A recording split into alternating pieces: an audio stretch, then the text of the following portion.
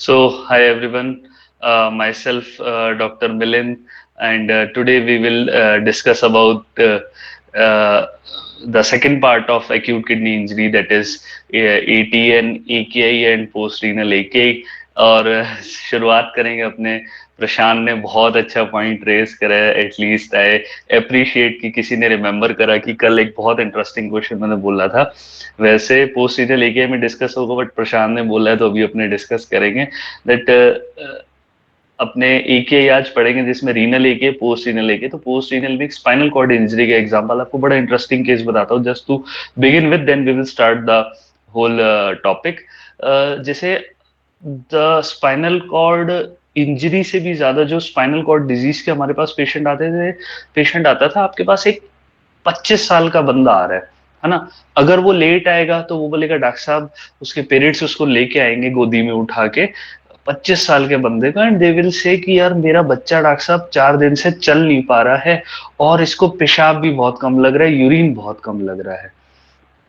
तो पता चला ये बात किसी सर्जरी के रेजिडेंट ने सुन ली, उसने अपना फटाफट इमरजेंसी में बैठे बैठे काम कर दिया। हाँ भाई, यूरिन रिटेंशन था, मैंने कैथेटर डाल दिया। But it is your duty as a medicine resident, as a MBBS graduate, आपको सोचना है यार आखिर 25 साल के बंदे में यूरिन रिटेंशन हुआ ही क्यों। 75 ईयर में you can think of prostate, but how in A 25 year old. तो बहुत बार क्या होता है, वो पेशेंट क्या हिस्ट्री दे रहे, आप उसने आपको दिया कि वॉक नहीं कर पा रहा और यूरिन नहीं आ रहा, लेकिन आपसे लीडिंग क्वेश्चन पूछोगे वो बताएगा डॉक्टर साहब मेरे को 10 दिन पहले ना तेज बुखार आया था, 4 दिन तक बुखार आया था, मैंने सारी जांचें कराई थी डॉक्टर साहब, सब नॉर्मल था, फिर वो बुखार उतर गया और उसके बाद से मेरा बच्चा चल नहीं पा रहा। आपने उसके प्लांटर देखे, बोथ प्लांटर वर एक्सटेंसर। आपने उसका डीटीआर देखा, both TTR were exaggerated on that knee joint, और अपर बॉडी वाज नॉर्मल। और वो बोल रहे डॉक्टर साहब यहाँ से नीचे ना मेरे को सूना सूना लग रहा है, you did the touch sensation, you did the pain sensation, both were loss. तो that is a classical presentation I am telling about transverse myelitis. पूरी स्पाइनल कॉर्ड धड़ल्ले से ऐसे कटती है, तो उसके अंदर जो बीच में पूरे स्पाइनल कॉर्ड होते हैं उसके बीच के अंदर है ना यूरिनेशन के फाइबर्स होते हैं, that were also cut, that are also gone at for temporary time. तो उस पेशेंट को क्या होता है, ट्रांसवर्स माइलाइटिस के कारण यूरिन रिटेंशन होता है। तो ये भी एक पोस्ट रीनल एके का एग्जांपल है, जहां किडनीज आर टोटली फाइन, लेकिन स्पाइनल कॉर्ड इंजरी के कारण उसका यूरिनेशन नहीं हो पाता है, यूरिन रिटेंशन होता है, और वो किडनीज को जाके फिलअप कर देता है और पोस्ट रीनल एके हो जाता है। तो ऐसे पेशेंट्स को इग्नोर नहीं करना है। जैसे मैं आपको एक एग्जांपल देता हूँ, मेरे पास पेशेंट तो ऐसा भी नहीं आया था, वो तो बेचारा सिर्फ अपने दोस्त के साथ चल के आया था, he was that much fine कि वो चल के आया था, और उसने कहीं प्राइवेट में दिखाया, एंड सबडी उसने ना only complain, subtle complain was कि डॉक्टर साहब पैरों में ना मेरे को सूनापन और भारीपन लग रहा है, and hit was he was like my weight, that patient was around 100 kgs।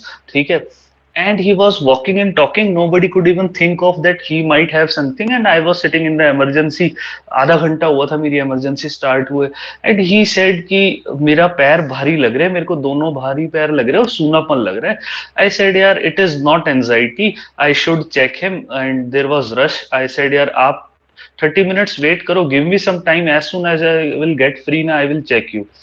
And luckily he was lucky, and myself was also free at that more time कि मैं उसको ध्यान दे पाया। And as our unit had told, I just did the examination and history.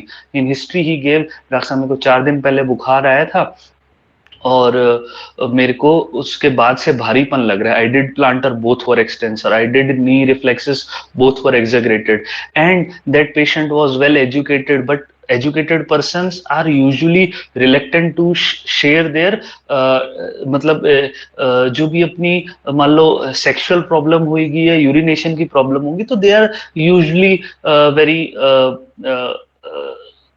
not comfortable in sharing those.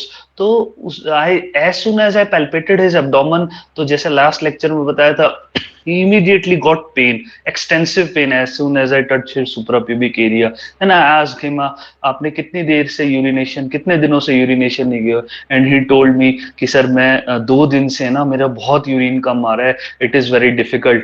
तो I immediately did all the workup, I started home on methylprednisolone 1 gram, and that patient was transverse myelitis. So my message to you all is कि never ignore the complaints, always think of the worst and be prepared for the worst, क्योंकि early stages of the disease में patient will come to you in the walking and talking stage. तो as a doctor आपको ये नहीं बोलना कि आप चलते फिरते आए हो मतलब everything is fine.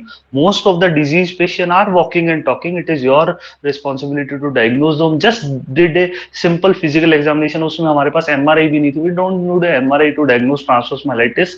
Clinically diagnose करो, then for favour you go for MRI. Just wait.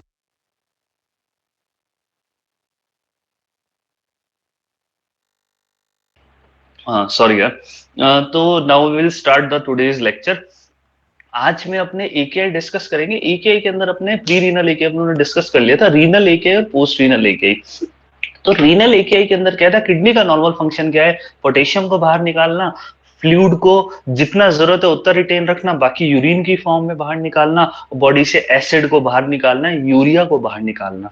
अब इस पेशेंट में क्या होगा, इसमें किडनीज फंक्शनल नहीं है. Unlike pre renal and post renal एकेआई, या किडनीज खराब हो चुकी है, टिब्यूल्स खराब हो चुके हैं. टिब्यूल्स का काम होता है रीअब्सॉर्ब करना, ग्लोमेरुलस का काम होता है फिल्टर करना. टिब्यूल्स का काम होता है रीअब्सॉर्ब करना, वो रीअब्सॉर्ब नहीं कर पाएगी तो यूरिन में क्या होगा, सॉल्ट बहुत ज्यादा होगा.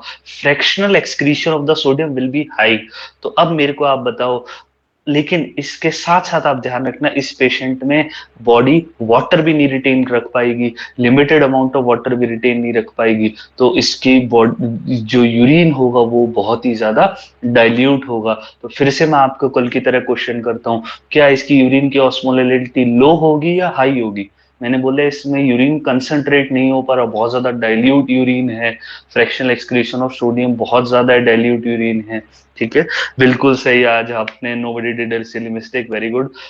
It will be very low, it is less than 350, but still आप जाके बोलोगे कि बॉस ने बेवकूफ बना दिया, सोडियम का एक्सक्रीशन तो ज्यादा है तो इट शुड बी कंसंट्रेटेड. मैंने आपको कल भी बताया था, the loss of water is much more than the loss of the sodium, hence it is a dilute urine even though salt excretion is more compared to the prerenal AKI. ठीक है, तो fractional excretion of sodium ज्यादा होगा, urine की osmolality कम होगी और blood urea reabsorb नहीं हो पाएगा, तो ब्लड यूरिया बहुत कम होएगा.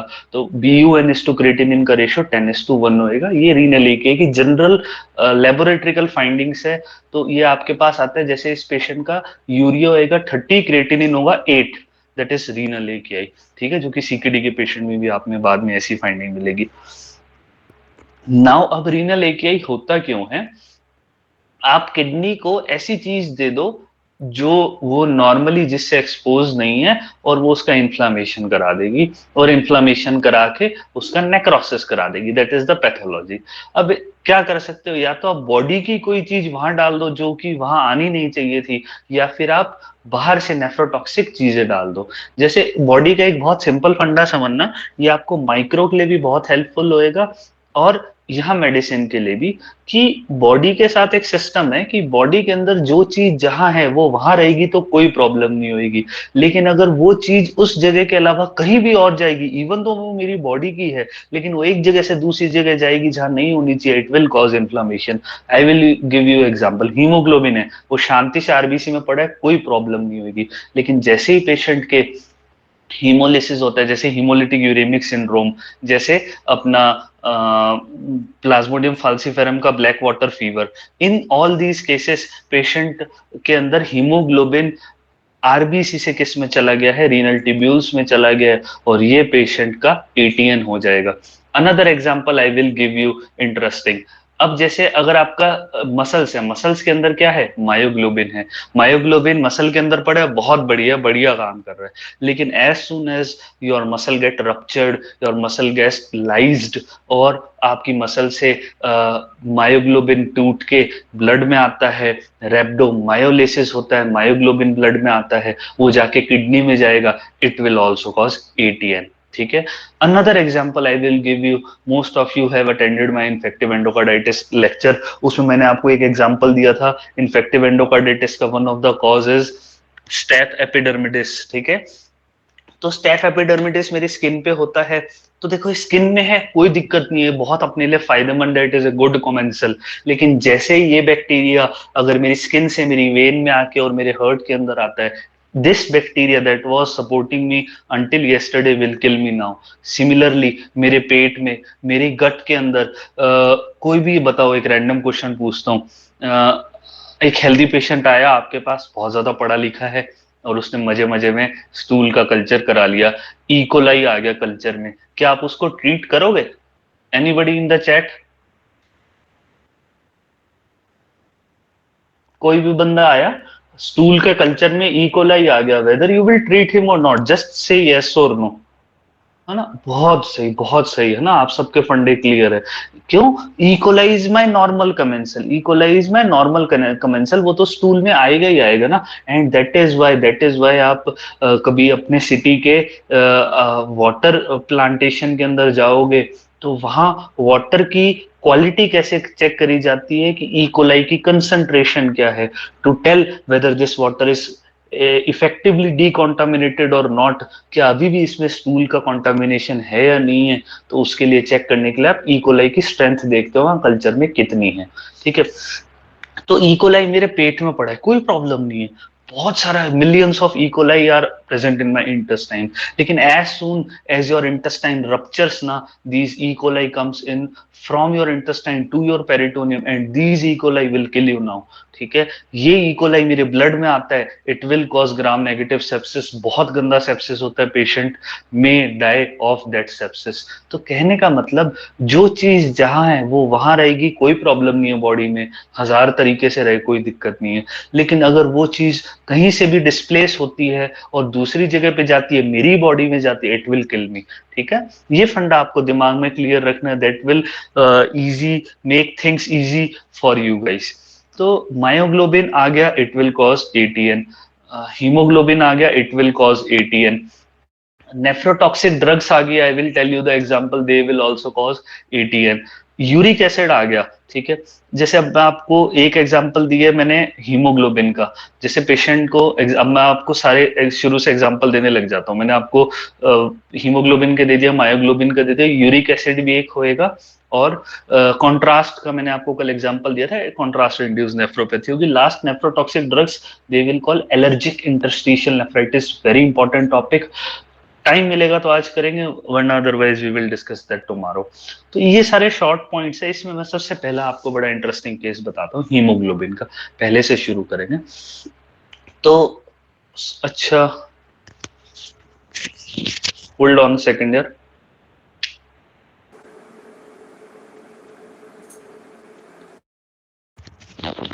उमराज, अभी वॉइस क्लियर है आपको? यार वॉइस का सभी को इशू आ रहा है क्या? Please do clarify. Everybody is feeling fine? ठीक है, ओके, थैंक यू। हाँ, तो जैसे हीमोग्लोबिन का एग्जांपल लेते हैं, एक 10 साल का बच्चा आया और उसको मदर बता रही है कि डॉक्टर साहब इसको फीवर है 5 दिनों से, और इसको दस्त लग रहे हैं और उसमें ब्लड आ रहा है डॉक्टर साहब साथ में, है ना? Fever with diarrhoea with blood.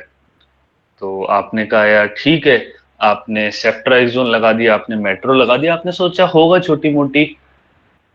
Video अटक रहा है यार, सभी का अटक रहेगा वीडियो, प्लीज क्लैरिफाई यार, यस और नो बता दो, ऐसे नहीं पता लगेगा। वीडियो सभी का ठीक है यार, बुमराज एक बार आप चेक करो यार, नेटवर्क एक बार चेक कर लो, ठीक है?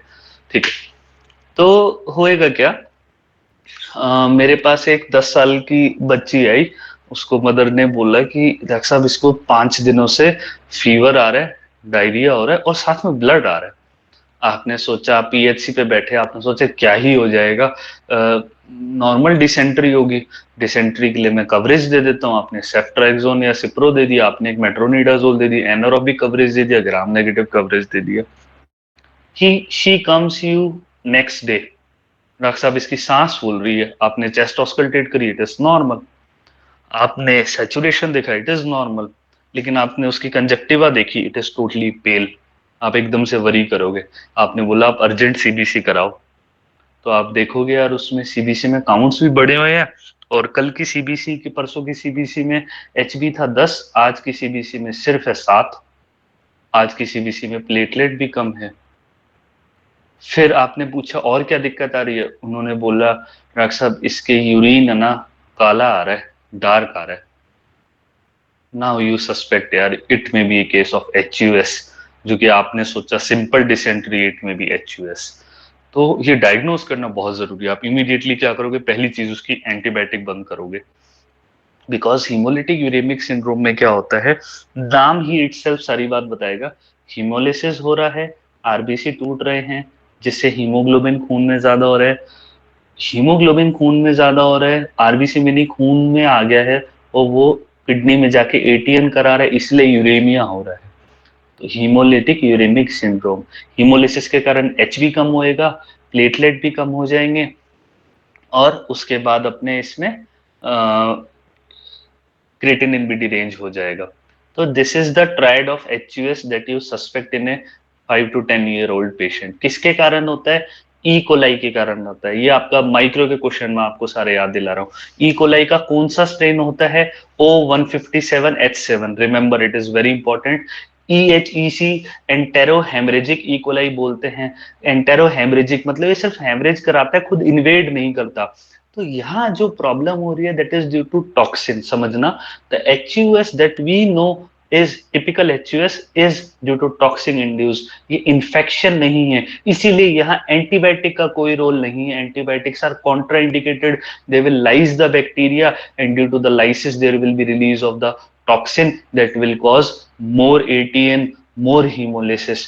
तो ये इन्फेक्शन नहीं है, ध्यान से मेरी बात समझना।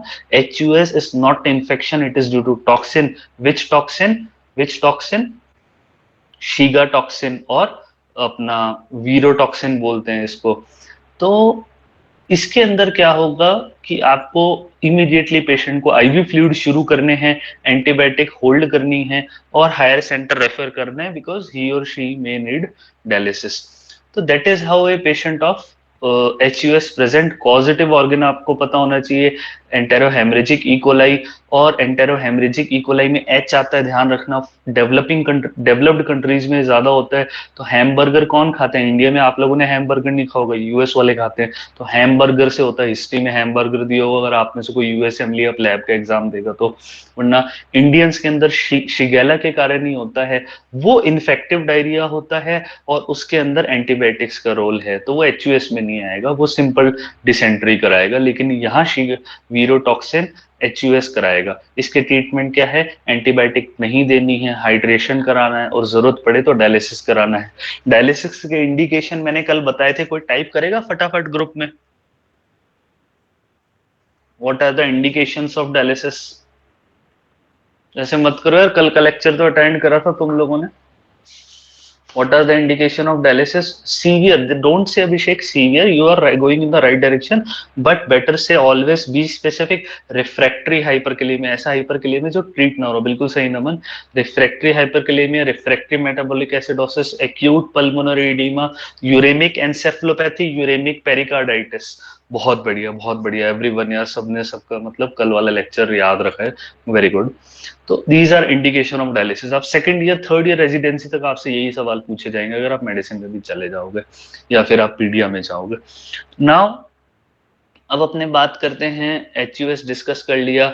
एटिपिकल HUS क्या होता है, मतलब उसमें ये सारी चीजें होएगी, लेकिन वो किसी भी इन्फेक्शन के कारण नहीं हो रहा। उसमें पेशेंट को कोई शीगा टॉक्सिन नहीं हुआ, कोई डायरिया नहीं हुआ। Like 20-year-old me is coming to you and मेरे पास आपको मिल रहा है वही हीमोलिटिक यूरेमिक सिंड्रोम मिल रहा है, आपको हीमोलिसिस मिल रहा है, डायरिया, और डायरिया नहीं है लेकिन आपको हीमोलिसिस मिल रहा है, आपको थ्रोम्बोसाइटोपिनिया मिल रहा है, आपको डिरेंज RFT। बिल्कुल सही है Yashraj, it is due to complement का इसमें डिक्रीमेंट। कौन से कॉम्प्लीमेंटर, कॉम्प्लीमेंट मॉड्यूलेटर्स का डिक्रीमेंट हो जाता है, कॉम्प्लीमेंट रेगुलेटर्स का डिक्रीमेंट हो जाता है, तो कॉम्प्लीमेंट सिस्टम ओवर एक्टिवेशन हो जाता है, और over activation of the complement system causes massive hemolysis in the blood, it will cause hemolytic uremic syndrome. So can anybody type in the chat what is the drug of choice of hemolytic uremic syndrome? Is most common type of atypical HUS, I should make sure that यार ये most common India में है या नहीं है। I think it is not most common, I will check it। ठीक है, कोई बताएगा atypical HUS का ट्रीटमेंट क्या है, ये आपका स्टैंडर्ड क्वेश्चन है। बहुत बढ़िया Yashraj, very good. Eculizumab C5 inhibitor होता है जो कि अपने एटिपिकल HUS के अंदर यूज करते हैं। इक्विलिजुमैब का आपका होमवर्क मैं आपको दे रहा हूँ, एक और यूज फाइंड आउट करके, anybody of you send me personal message on the chat, it will be very good अगर आप इसके बारे में सर्च करोगे इक्विलिजुमैब का वन मोर यूज। ठीक है, तो that is HUS, all about HUS। बहुत बढ़िया यशराज, बहुत बढ़िया। PNH, ठीक है, try to find one more. ठीक है, तो these all are the uses of eculizumab, this is all about HUS। HUS आपको आना चाहिए, माइक्रो का क्वेश्चन है। और इसके एक, अगर आपको बहुत टफ क्वेश्चन बनाना होगा, वो क्या बोलेंगे, स्मैक अगर अगर आपने पढ़ा होगा, ठीक है, सॉर्बिटॉल मैकॉन की अगर आप माइक्रो में पढ़ते थे, तो उस पे जब O157H7 की ग्रुप करोगे तो वो सॉर्बिटल को फर्मेंट नहीं कर पाता, तो बिल्कुल पेल येलो सी कलर की कॉलोनी पड़ी रहेगी क्योंकि वो सॉर्बिटॉल को फर्मेंट नहीं कर पा रहा। लेकिन जो इकोलाई O157H7 नहीं है, मतलब दूसरे इकोलाई उसको फर्मेंट करते हैं और बड़ा प्यारा सा पिंक कलर देते हैं, दीज आर सॉर्बिटॉल फर्मेंटर्स। तो that is how you tell कि इन दोनों में से कौन सा O157H7 है। जो कलरलेस है वो, जो पिंक नहीं है वो O157H7 है। तो these all are the things that you should know all around. ये फार्मा का क्वेश्चन है, माइक्रो का क्वेश्चन है, पैथो का क्वेश्चन और मेडिसिन का क्वेश्चन है। HUS very very very important, because if you miss that your patient will die. ठीक है, now I will talk about black water fever. क्या होता है black water fever? Plasmodium falciparum का एक रेयर कॉम्प्लिकेशन है, but you should be aware. मान लो प्लाज्मोडियम फाल्सीफेरम हो, it is very fatal and it also cause cerebral malaria. अब उस पेशेंट के अंदर प्लाज्मोडियम खुद हीमोलिसिस कराता है, वो तोड़ तोड़ के, RBC को तोड़ तोड़ के रप्चर होता है और स्पोरोजोइड ब्लड में फैलाता है। तो वो खुद हीमोलिसिस करा रहा है और उस पेशेंट में आपने क्लोरोक्विन दे दी, और chloroquine also causes drug induced haemolysis, not in every patient but in some patient.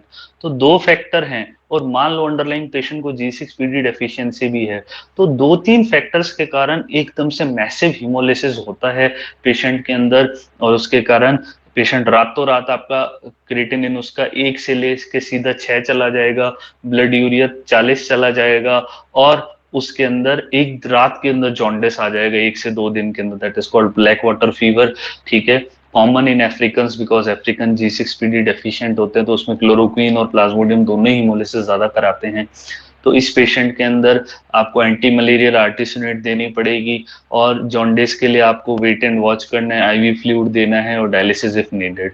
ठीक है, तो जो पूरे पूरे अपने जनरल ट्रीटमेंट था, कल अपनों ने पढ़ा था IV फ्लूइड, यहाँ IV फ्लूइड के साथ साथ यहाँ आपको डायूरेटिक देना पड़ेगा। जो पूरे, मैं इन जनरल बता रहा हूँ, रीनल AKI में आपका मकसद क्या है, जो चीज किडनी को डैमेज कर रही है तो उसको किडनी से ज्यादा टाइम तक संपर्क में मत आने दो, उससे कांटेक्ट पीरियड कम कर दो। वो कैसे करोगे? फ्लूइड के अंदर डायूरेटिक की ड्रिप चला दोगे, ताकि एक दिन में बंदा 10 लीटर 6 लीटर यूरिन जाएगा, तो किडनी फ्लश हो जाएगी, जितना भी अपना जो नेफ्रोटॉक्सिक ड्रग थी वो फटाफट बॉडी से आउट हो जाएगी। That is the basic principle behind all this. सभी के अंदर कॉमन लगभग ट्रीटमेंट चलेगा, थोड़ा बहुत स्पेसिफिकेशन अलग है। और हीमोडायलिसिस, एंटी हाइपरकैलेमिया मेजर, ये सब एज रिक्वायर्ड अपने को, भले ही रीनल AKI हो, भले पोस्ट रीनल प्रीनीनल, सब में करना। So this is the story about HUS and black water fever, जहां हीमोग्लोबिन प्रॉब्लम करा रहा है। अब इससे भी ज्यादा interesting example I will tell you about myoglobin. First of all just gives a thumbs up कि अगर आप सबको अभी तक स्पीड ज्यादा नहीं लग रही है, it is enough for you, आप सब समझ पा रहे हैं, तो गिव ए थम्स अप कि यार स्पीड ज्यादा तो नहीं है। ठीक है, ठीक है। किसी को भी स्पीड ज्यादा लगे यार, please do type in the chat, do not be shy, ताकि I want everybody to learn. ठीक है, मायोग्लोबिन के एग्जांपल देता हूँ। One is rhabdomyolysis. ठीक है, रेब्डोमायोलिसिस क्या होता है? पूरी बॉडी में मसल का रप्चर होता है। तो मसल के रप्चर के कारण क्या होता है, मायोग्लोबिन रिलीज होता है ब्लड में, और मायोग्लोबिन के रिलीज होने के कारण क्या होता है, किडनी शट डाउन हो जाती है। That is rhabdomyolysis induce ATN। तो इसका मैं आपको एक इंटरेस्टिंग एग्जांपल बताता हूँ, लाइक मायोसाइटिस एंड मायो रेब्डोमायोलिसिस, मतलब like one of the most interesting thing I found in UG, और मेरा हमेशा से इच्छा होती थी कि PG में डायग्नोज करे, and luckily I was fortunate enough to diagnose with the help of the unit heads those patient and we treated them like one time। हमारा गवर्नमेंट हॉस्पिटल था, तो उसमें रोड साइड पेशेंट भी आता था, जो पुलिस लेके आती थी अगर सिक लगता था, या ह्यूमैनिटेरियन जो लोग होते थे वो लेके आते थे। तो वन टाइम में अल्कोहलिक पेशेंट वाज एडमिटेड, और that patient was bingeing alcohol for 3 to 4 days straight and was lying on the street in the same position for 1 day, ठीक है, एंड वाज डिहाइड्रेटेड, ठीक है। और अगर वो अल्कोहलिक है, चांसेस है उसने मारपीट भी करी होगी जब उसने दारू ज्यादा पी होगी। तो these three factor, alcohol, excessive alcohol itself cause rhabdomyolysis, and अगर आपकी एक ही बॉडी बॉडी को, जैसे अगर आप किसी जगह बहुत देर तक एक ही पोजीशन में पड़ी हो, तो उस जिस रिस्पेक्टिव मसल पे प्रेशर ज्यादा होएगा, it will eventually goes into necrosis, ठीक है, प्रेशर नेक्रोसिस के कारण। तो उसके अंदर इन 2-3 फैक्टर्स के कारण, और अल्कोहल से वॉमिटिंग होती है, और वॉमिटिंग से हाइपोकैलेमिया होता है, मैंने आपको पहले भी बताया था। तो हाइपोकैलेमिया आल्सो कॉजेज रेब्डोमाइलिसिस। तो वो हमारे पास पेशेंट आया मैसिव वॉमिटिंग के साथ, अल्कोहलिक बिंजिंग के साथ, 2 दिन तक बेड पे पड़ा, रोड पे पड़ा हुआ था। And we I examined him, I asked him कि आपकी प्रॉब्लम क्या है, एंड ही सेड डॉक्टर साहब शरीर बहुत टूट रहा है, ठीक है। And I just his touch his bicep and his thighs, and patient eventually winced, है ना वो। And he started shouting all the गालीज टू मी कि यार आपने मेरे को दर्द क्यों कर रहे हो, because those muscle were dying muscles, and as soon I put a pressure on them na, and he immediately got a severe pain. So we immediately thought, yeah, it is rhabdomyolysis. We got a urine complete done, we got a ECG done, and we got CPK-NAC. His CPK-NAC was through the roof. CPK-NAC, creatine phosphokinase used for muscle damage serum marker. His CPK-NAC was like 2000, ठीक है, and his we got a ECG. Luckily his ECG changes unfortunately had a hyperkalemic changes. His potassium was 6. We immediately gave him hyperkalemic measures, ठीक है। And हमने उसको 2-3 दिन तक 3 से 4 litre fluid every day करा। एवरी डे उसके morning और इवनिंग एबीजी करी, वीबीजी करी to see the potassium and acidosis and urine output measure करा, और within 7 days he was completely recovered. His creatinine also reverted back to normal, पहले उसका creatinine rising trend में था। his potassium returned normal and his CPK-NAC at the time of discharge was around 200. तो कहने का मतलब physical examination बहुत important, आप टच करने से भी पेशेंट को बता सकते हो उसकी क्या प्रॉब्लम है। Listen to him carefully, and जो भी वो जहां भी प्रॉब्लम बता रहे, just at least touch the patient, do the general physical examination, 90% बीमारियां डायग्नोज हो जाएगी। मायोसाइटिस भी ऐसे डायग्नोज होता है, ऐसे जो टच द मसल ना, पेशेंट विल विंस। तो उसमें मैंने आपको बताया, मैंने पहला टेस्ट क्या बोला, ईसीजी वाई या potassium why, because dying muscle और एनी सेल भले आरबीसी है, भले मसल है, भले मेरी कार्डियक मायोसाइट है, सबके अंदर मैंने बताया था मोस्ट अबंडेंट इंट्रासेलुलर आयन कौन से, anybody type in the chat, मैंने कई बार बता दिया आपको। सेल के अंदर सबसे ज्यादा अबंडेंट आयन कौन सा, बहुत बढ़िया नमन, इट इज पोटेशियम, ठीक है। तो सेल के अंदर पोटेशियम होता है, सेल के अंदर एटीपी होता है जिसमें फास्फोरस होता है, और सेल के अंदर बहुत सारा डीएनए होता है, एक्सेप्ट आरबीसी, सेल के अंदर बहुत सारा डीएनए होता है, और डीएनए के टूटने से क्या बनता है, यूरिक एसिड। तो जब भी बहुत सारे सेल बॉडी में एक साथ बढ़ेंगे तो उसके अंदर क्या होगा, फास्फोरस बढ़ेगा, पोटेशियम बढ़ेगा, और यूरिक एसिड बढ़ेगा। यही सारी चीजें आपको रेब्डोमाइलिसिस में भी मिलेगी, और यही सारी चीजें मैंने आपको कल परसों एग्जांपल बताया था, बहुत सारी सेल एक साथ कहाँ टूटती है, ट्यूमर लाइसिस सिंड्रोम। तो इन सब में सबसे डेंजरस कौन सा है, as I told you multiple times, is potassium, because excess potassium has ungated channels, it will directly go into the myocytes, it will cause cardiac death due to arrhythmia। तो आपका आप सबसे पहले रेब्डोमाइलिसिस सस्पेक्ट करो तो सीपीके-NAC नहीं कराओगे, आप पीएचसी पे बैठे हो सीपीके-NAC कैसे कराओगे, आप सबसे पहले उसका पोटेशियम चेक करोगे, उसकी मसल से ज्यादा उसकी जान बचानी जरूरी है। आप पोटेशियम देखो, आप पोटेशियम आप बोलोगे पीएचसी में पोटेशियम कैसे देखूं, तो अगर आपके पीएचसी में ईसीजी है तो just got a ECG, ECG में एंटी हाइपरकैलेमिक के चेंजेस नहीं है, तो एटलीस्ट पोटेशियम में भी इतना ज्यादा नहीं है कि हार्ट को अफेक्ट कर रहा है। Refer him, give a urine complete. Why I am saying urine complete, क्योंकि यूरिन का जो डिपस्टिक होता है ना, डिपस्टिक को हीमोग्लोबिन, मायोग्लोबिन ये एक जैसा दिखाई देता है, उसको नहीं पता लगता, और आरबीसी, हीमोग्लोबिन, मायोग्लोबिन और आरबीसी, तीनों चीजें यूरिन की डिपस्टिक, जो आपके मार्केट में एक इतनी सी स्टिक आती है जिसमें आप यूरिन में कीटोन और प्रोटीन और ये आरबीसी चेक कर सकते हो, तो उसको तीनों में डिफरेंस नहीं पता लगता। तो आप उसको चेक करोगे पॉजिटिव है, लेकिन आप माइक्रोस्कोपी के अंदर देखोगे अगर आपको कोई आरबीसी नहीं मिल रहे, तो मतलब ऐसी चीज जो रेड है, जो डिटेक्ट हो रही है लेकिन आरबीसी नहीं है, तो या तो वो हीमोग्लोबिन है, वो मायोग्लोबिन है, हिस्ट्री से कोरिलेट कर लो। तो urine complete is the first test, second test is the CPK neck, and most important set is the ECG and potassium. तो रेब्डोमाइलिसिस का पेशेंट, जैसे जो दूसरे पेशेंट मैंने देखे रेब्डोमाइलिसिस के, मेरे पास बहुत बार पेशेंट हाइपोकेलेमिया के साथ आया, और अभी वो पैरालाइज पेशेंट होता है, उस हाइपोकेलेमिया के कारण वो कोई मसल को मूव नहीं कर पा रहा होता, और we check his CPK neck, their CPK neck are 900, 1000. Why?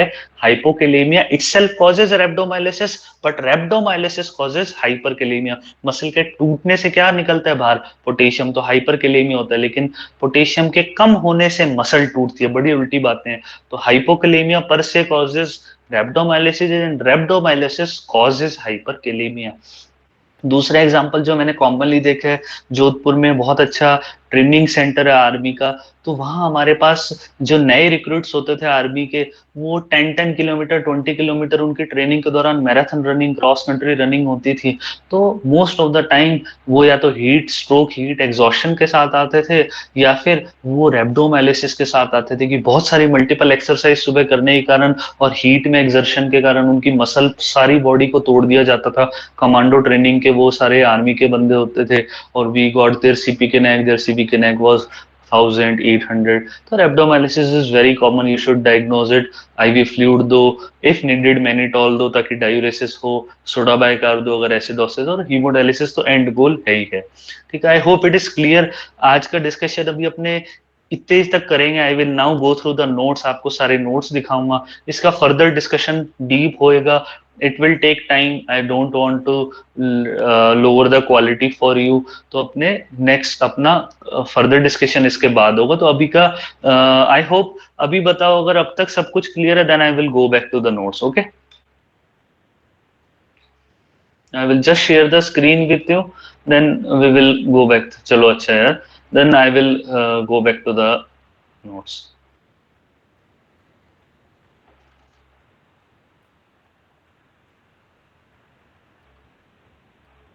ठीक है, अभी आ जाए। यहाँ देखो, सबसे पहला चीज इंट्रारीनल एकेआई। ठीक है, ये जो बताया ये ग्लोमेरुलस बनाया, और यहाँ अपने टिब्यूल्स की ज्यादा बात करेंगे, ग्लोमेरुलस की नहीं करेंगे। ये तो मैंने जस्ट आपको ये बताने के लिए कि प्रोस्टाग्लैंडिन का रीनल प्रोटेक्टिव बहुत रोल है, इसीलिए अपने चाहते हैं कि आप ज्यादा दर्द की गोलियां मत लो। दर्द की गोलियां प्रोस्टाग्लैंडिन को इनिबिट करती है, अच्छे प्रोस्टाग्लैंडिन को इनिबिट कर देते तो आपका रीनल परफ्यूजन पुअर हो जाता है। ठीक है, जनरल अब बातें क्या हैं, जो मैंने आपको बेसिक फंडे बताए थे वो सेम रहेंगे क्या? Here tubular damage, tubular damage हो जाएगा, जैसा प्री रीनल में नहीं हो रहा था यहाँ होएगा, तो ट्यूब्यूल काम नहीं करेंगे, ट्यूब्यूल डोंट फंक्शन, तो कुछ भी रीअब्सॉर्ब नहीं कर पाएंगे। कुछ भी रीअब्सॉर्ब नहीं कर पाएंगे तो सॉल्ट और ब्लड यूरिया रीअब्सॉर्प्शन नहीं होगा, तो सॉल्ट का एक्सक्रीशन ज्यादा होगा, तो फ्रैक्शनल एक्सक्रीशन ऑफ सोडियम ज्यादा होगा, और BU टू क्रिएटिनिन का रेशियो कम होगा। हाउ ट्यूब्यूल्स गॉट डैमेज, अब कॉजेज ऑफ रीनल एकेआई यहाँ देख रहे हैं। हीमोग्लोबिन से कैसे? ब्लैक वाटर फीवर या HUS, black water fever, Plasmodium falciparum. Myoglobin के कारण क्या होगा? रेब्डोमायोलिसिस। यूरिक एसिड मैंने आपको बताया, ट्यूमर लाइसिस सिंड्रोम। ठीक है, और कॉन्ट्रास्ट इंड्यूस्ड नेफ्रोपैथी अपनों ने कल डिस्कस करा था, आज दोबारा करेंगे। इस्चेमिक ATN, अब यहाँ देखो कार्डियोजेनिक शॉक मैंने बताया था, बहुत टाइम तक जब शॉक रह जाएगा, तो इवेंचुअली शॉक जब भी लंबे टाइम तक रहता है तो वो क्या कराता है? सेल की डेथ कराता है। वो सेल की डेथ कराता है तो अल्टीमेटली प्री रीनल भी किससे बन जाएगा? रीनल में। अगर आपने किडनी को एक्यूटली इन्फेक्ट भी करा दिया तो भी तो उसका काम डिटोरिएट होगा। जैसे PSGN, एक 10 साल का बच्चा फेरिंजाइटिस हुआ था, और अब 15 दिन बाद आपके पास आंख सूजी हुई लेके आ रहा है, क्रिएटिनिन बढ़ा हुआ है, यूरिन आउटपुट कम है, आपका पहला स्पॉट ऑन डायग्नोसिस रहेगा पोस्ट स्ट्रेप्टोकोकल ग्लोमेरुलोनेफ्राइटिस। ठीक है, नेफ्रोटॉक्सिक ड्रग, अब ये लिस्ट याद कर लेना, कल और थॉरली डिस्कस करेंगे। एलर्जिक इंटरस्टिशियल नेफ्राइटिस कराती है नेफ्रोटॉक्सिक ड्रग, जैसे rifampicin, it is under ATT, इसीलिए रिफाम्पिसिन का साइड इफेक्ट क्या होता है, डिरेंज आरएफटी, कैसे, allergic interstitial nephritis. Aminoglycoside, everybody of you favourite question है, मैंने कल बताया था, कौन से टाइप का और एकेआई कराता है, नॉन ओलिगोयूरिक एकेआई, नॉन ओलिगोयूरिक एकेआई। यहाँ पेशेंट को यूरिन अच्छा आएगा लेकिन फिर भी उसका क्रिएटिनिन बढ़ता जाएगा।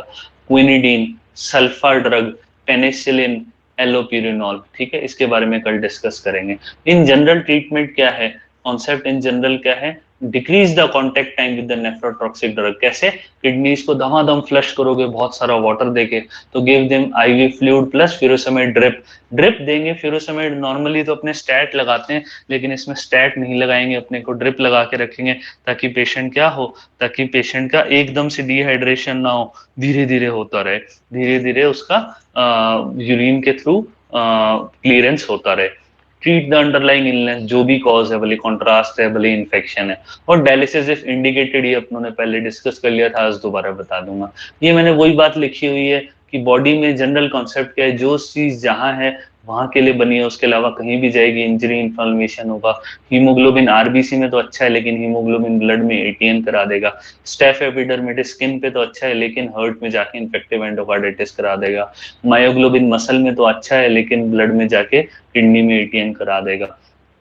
ठीक है, these all are the example. Haemoglobin का एग्जाम्पल क्या है, black water fever, Plasmodium falciparum का आपको इन्फेक्शन हुआ, आपके पास फीवर विद एल्टर्ड सेंसोरियम, एक अफ्रीकन मेल आया, आपने देखा प्लाज्मोडियम है, आपने क्लोरोक्वीन दिया, क्लोरोक्वीन देते ही उसका अगले दिन यूरिन ऐसा हो गया, यूरिन ब्लैक कलर का हो गया, तो आप क्या सोचोगे, और उसमें जॉन्डिस हो गया साथ में, तो इसका मतलब बहुत सारा बॉडी में एक साथ हीमोलिसिस हो रहा है, क्रिएटिनिन डिरेंज हो रहा है, आपको इस पेशेंट में हाइड्रेट करना है एग्रेसिवली।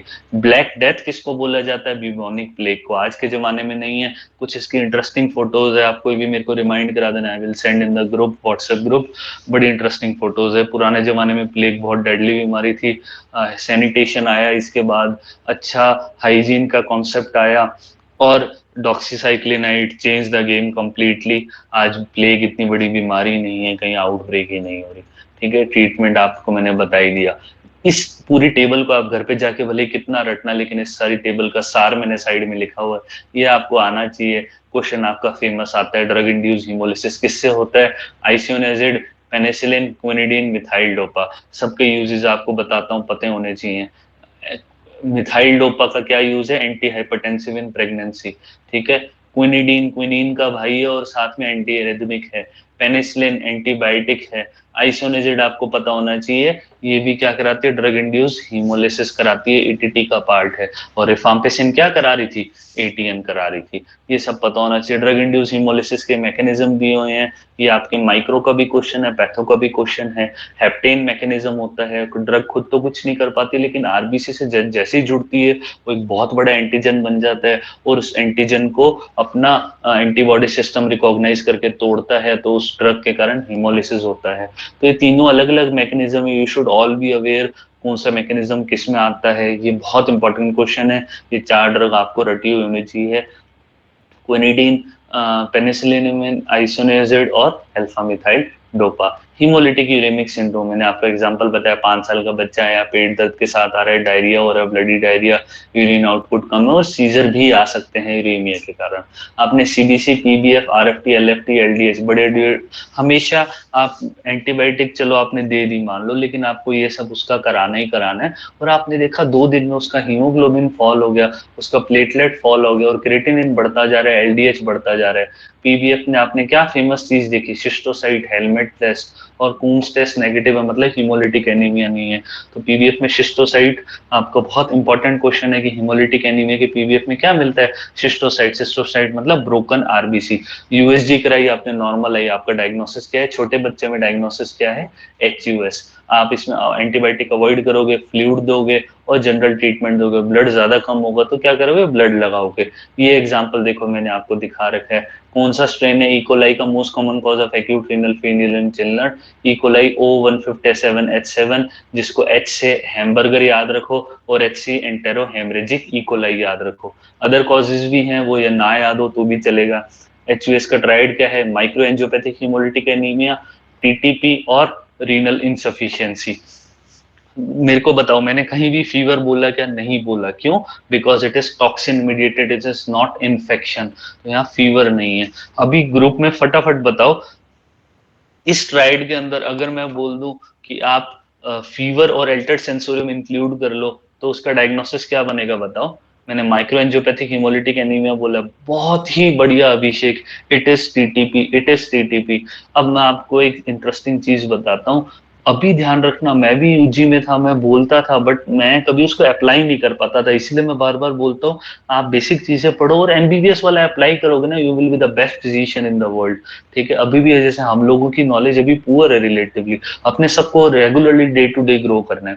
हमारे पास एक बंदा आया था, he was 20 like 25 year old, ठीक है, एंड कुछ initial days of my residency, और वो आईसीयू से आया था, और उसका हमने सर को हिस्ट्री दी कि सर इस पेशेंट को 10 डेज से फीवर आ रहा है और एल्टर्ड सेंसोरियम में है, और इसकी आरएफटी डिरेंज है, और इसके प्लेटलेट कम में। I just told him the reports and history, and are both unit head, वो that were time there was mix units, तो Lahotia sir, Tak sir, both immediately said, यार it is TTP, and that patient was very very sick, but unfortunately that patient came to us in very late situation.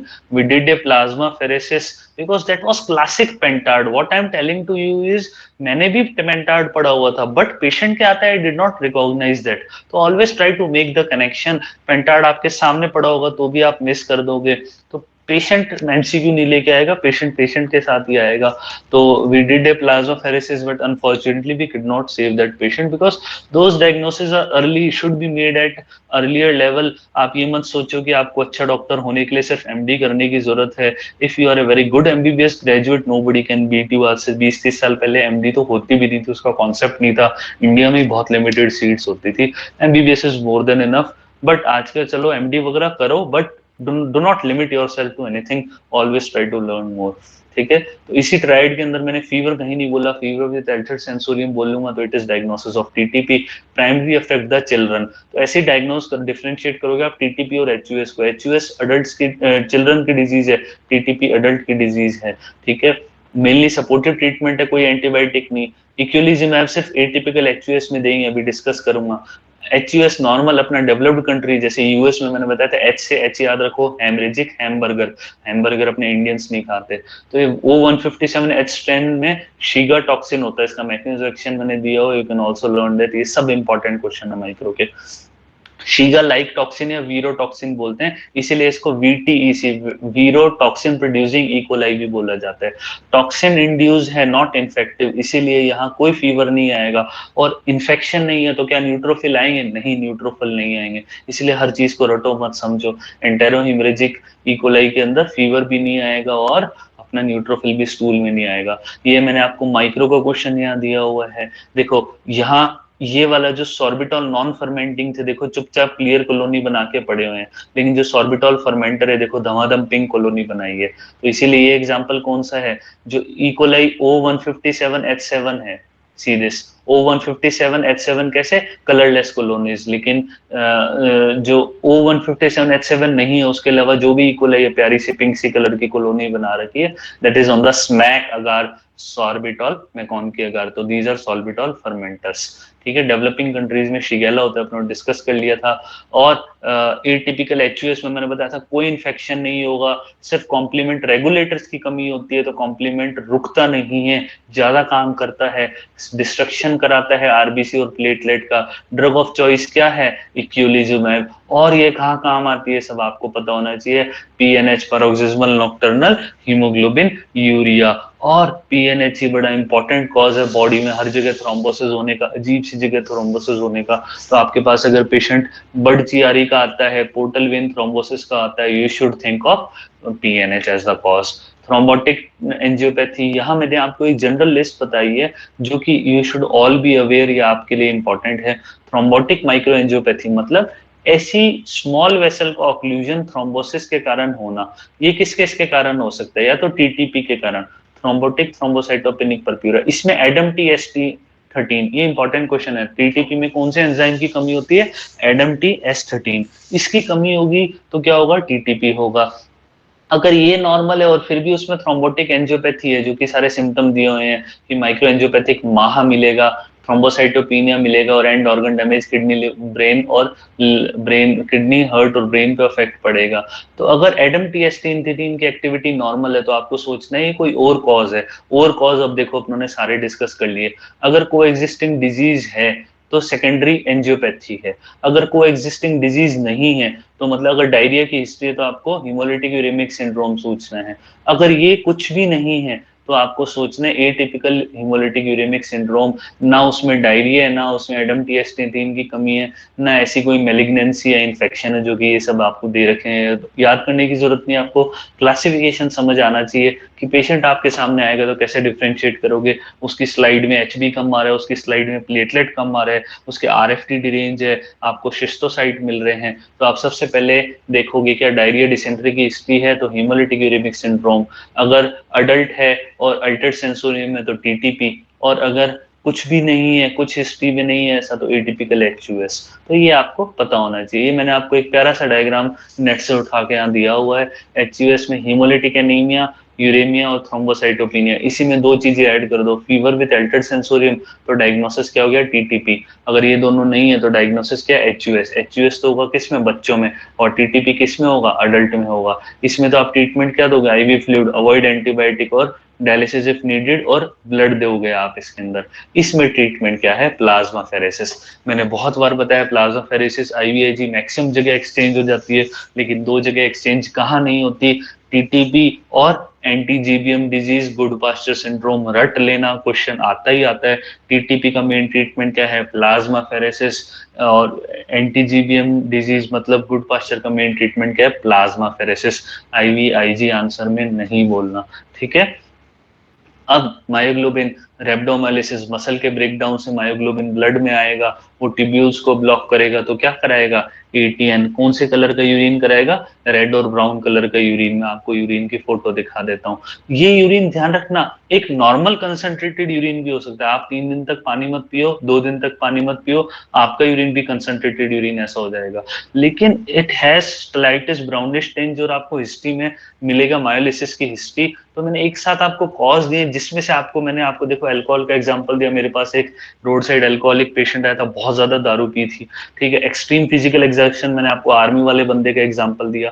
Crush injury, अगर आप में से आगे जाके कोई surgery और ऑर्थो में काम करेगा तो you will see multiple cases of RTA, जहां मसल के ऊपर से, पैरों के ऊपर से ट्रक चला गया तो इतनी सारी मसल को एकदम से तोड़ गया, उसका CP के नेक will be through the roof, और उसका RFT भी डिरेंज हो जाएगा। तो that is not due to any other pathology, that is due to the physical breakdown of the muscle due to the road traffic accident. Metabolic disturbance, जैसे मैंने आपको बताया था, hypokalaemia causes rhabdomyolysis, but rhabdomyolysis causes hyperkalaemia. और last example मैं आपको बताता हूँ, sepsis. Example staph.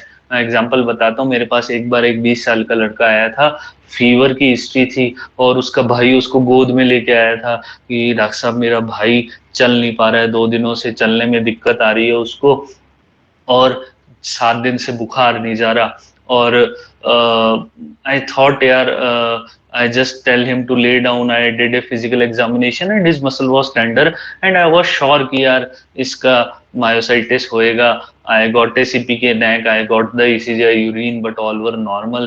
Then I discussed to my the unit head and also our EP that time, Khatri sir. He told me कि यार infectious cause of myositis भी होते हैं, staph aureus also mimics that type। तो बहुत बार CPK neck normal होता है। We give him broad spectrum antibiotic, his counts were also raise, उसके काउंट्स 25,000 आए थे, तो स्टैफ के इन्फेक्शन की तरफ ज्यादा जा रहा था, न्यूट्रोफिलिक था।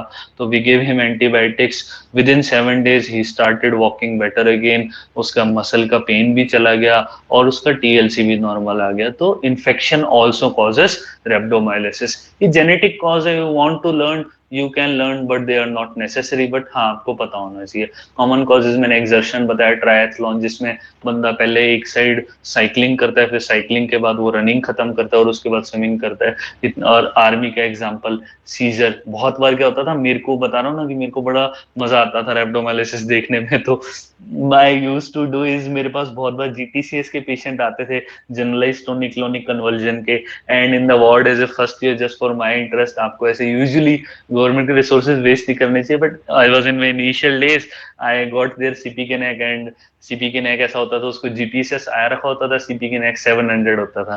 तो I told to my unit head बोलता है अरे ये सब क्या बकवास करता रहता है, जब ऑलरेडी प्रूवन है तो आपको बार बार प्रूव करने की जरूरत नहीं है, but just for your interest I am telling you, seizure एक साथ बॉडी में होएगा, एक साथ बहुत सारी मसल कॉन्ट्रैक्ट होगी, तो उसके कारण भी सीपी के नेक निकलेगा। It will cause rhabdomyolysis, in very rare cases your it may cause your kidneys to shut down. इसीलिए आपने देखा होगा सीजर के बाद बंदा बहुत देर तक वीक रहता है। अगर किसी के घर में या किसी ने पेशेंट देखे होंगे सीजर के, वो कई घंटों तक उसको रेगुलर डे टू डे काम करने में दिक्कत आती है, क्योंकि उसकी मसल एक दिन के लिए टेम्परेली ब्रेक डाउन हो जाती है। Statin also cause myopathy, you should all be aware. एक पेशेंट है जिसका लिपिड प्रोफाइल डिरेंज है, आपने उसको अटोरवास्टैटिन पे शुरू करा, 20 दिन बाद आ रहा है और डॉक्टर साहब मेरे को जब से आपने दवाई दी ना उससे पहले मैं ठीक था, और दवाई देने के बाद से ना मेरे से चला नहीं जा रहा, मेरे से घर के काम नहीं हो रहे, मेरे पूरे शरीर में दुख रहा है। तो आपको उसको एंजाइटी लेवल करके घर पे नहीं भेजना। गेट हिज सीपी के नेक, most of the time it might be elevated, ठीक है, but remember most common side effect of statin is deranged liver function, not myositis, not myopathy. The most common is deranged liver function, hepatic damage. Then alcohol मैंने आपको example बता दिया, ठीक है, crush injury मैंने बता दिया, और ये मैंने लास्ट में फोटो डाली, देखो कोकेन, जो बंदा कोकेन ज्यादा लेता है ना उसके अंदर भी रेब्डोमाइलिसिस होता है। रेब्डोमाइलिसिस के कारण मसल का इन्फ्लामेशन होता है, और मसल के इन्फ्लामेशन से इवेंचुअली क्या होता है, कंपार्टमेंट सिंड्रोम। तो ये भी आपका सर्जरी का क्वेश्चन है, what is the treatment of compartment syndrome. आपको क्या करना होता है, fasciotomy, you just release the pressure. जहां प्रेशर बढ़ रहा है, अब आपके कुकर में प्रेशर बढ़ता है तो आप क्या करते हो, या तो उसकी सीटी लगाते हो, ढक्कन खोल देते हो, तो कुकर फटने से बच जाएगा। वैसे ही पैर के अंदर प्रेशर बढ़ रहा है तो आप क्या करोगे, मसल काट दोगे, थोड़ा सा फेशिया काट दोगे ताकि प्रेशर रिलीज हो जाए। ऐसे ही ब्रेन में प्रेशर क्या बढ़ता है, ब्रेन में तो कौन सा ढक्कन है, ढक्कन क्या आपका क्रेनियम। तो ब्रेन का जब आईसीपी रेज्ड होता है तो आप ढक्कन को खोल देते हो, मतलब क्रेनियम को, मतलब क्रेनियक्टॉमी कर देते हो, थोड़ा सा खोल दोगे, प्रेशर रिलीज हो जाएगा, बंदे की जान बच जाएगी। तो मैनेजमेंट क्या है, मोस्ट अर्जेंट स्टेप रेब्डोमाइलिसिस में पोटेशियम देखना है ताकि बंदे की जान बचे, हाइपरकेलेमिया देखना है, death from the hyperkalaemia. First test is most urgent step, और पूछा जाए तो पोटेशियम। बाकी डायग्नोसिस के लिए urine analysis, urine analysis positive सभी चीजों के लिए होता है, ब्लड के लिए भी, हीमोग्लोबिन के लिए भी, और मायोग्लोबिन के लिए भी। लेकिन जब आप उसकी माइक्रोस्कोपी करोगे तो आपको कोई आरबीसी नहीं मिलेंगे, ठीक है। सीरम में सीपी के नेक हजारों में मिलेगा। ट्रीटमेंट में क्या देना है, आईवी फ्लूइड और मैनिटॉल और सोडा बाइकार और पोटेशियम की अगर जरूरत है तो देना है। Hypokalaemia causes rhabdomyolysis, but rhabdomyolysis causes hyperkalaemia, ठीक है। तो यार आई होप आज का लेक्चर में आपको कुछ बेटर समझ आया होगा, ठीक है। I hope speed was not also much for all of you, ठीक है। आई थिंक मैं आज इसीलिए कोशिश कर रहा हूँ कि लेक्चर को थॉरो रखूं। जल्दी के चक्कर में अपने सारा कंटेंट एक बार में नहीं हो पाएगा। आज अपनों ने मेजर मेजर चंक डिस्कस कर लिया। टुमारो वी विल डिस्कस अपना allergic interstitial nephritis, contrast induced nephropathy और पोस्ट रीनल एक छोटा सा है। दो एग्जांपल मैंने बीपीएच का कल एग्जांपल आपको बता दिया था, और दूसरा example I have told you that of transverse myelitis. So these are the things we will talk about. Have a good night, everyone. After closing the video, we will discuss all the doubts. Good night, everyone.